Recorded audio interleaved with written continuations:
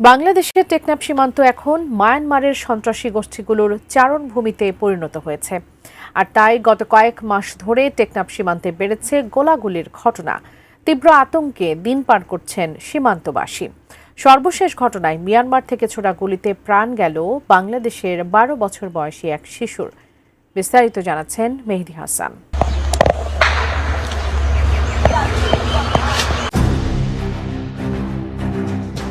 কক্সবাজারের টেকনাফ সীমান্ত এলাকায় মিয়ানমার অংশে দীর্ঘ সময় ধরে গোলাগুলির ঘটনা ঘটে।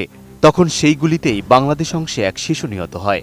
ঘটনাটি ঘটেছে রোববার সকাল 10:30টার দিকে হোয়াইক্যাং ইউপির তেচ্ছি ব্রিজ এলাকায়। স্থানীয়রা বলছে শিশুটি ওই এলাকায় বসবাস করত।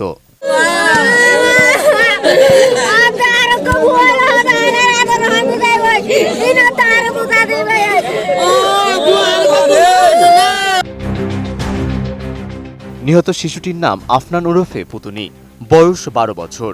সে হোয়াইক্যাং ইউপির 3 নম্বর ওয়ার্ডের মোহাম্মদ জসিমের মেয়ে। আফনান লম্বাবিল হাজী মোহাম্মদ হোসেন সরকারি প্রাথমিক বিদ্যালয়ের 4র্থ শ্রেণীর শিক্ষার্থী ছিলেন।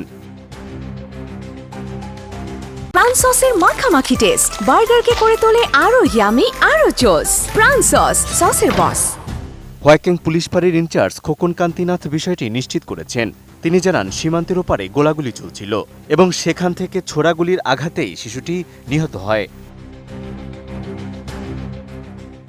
এই ঘটনায় স্থানীয়রা তীব্র ক্ষোভে কক্সবাজার টেকনাফ প্রধান সড়ক অবরোধ করেন। এই ঘটনায় লম্বাবিল ও তেচ্ছি ব্রিজ এলাকায় যান চলাচল বন্ধ রয়েছে। একই সঙ্গে মিয়ানমারের চলমান সংঘাতের ভয়ে সীমান্তের মানুষ নিরাপদ আশ্রয় নিচ্ছেন। টেকনাফ মডেল থানার ওসি সাইফুল ইসলাম বলেন, রাতভর সীমান্তে গোলাগুলি চলছিল। এই সময় এক শিশু নিহত হয়। বিক্ষোভকারীদের কারণে সড়কে যান চলাচল স্বাভাবিক রাখতে প্রশাসন কাজ করছে। হোয়াইক্যাং সীমান্তের বাসিন্দারা বলছেন, টানা কয়েকদিন ধরেই ওপারে গোলাগুলি চলছিল।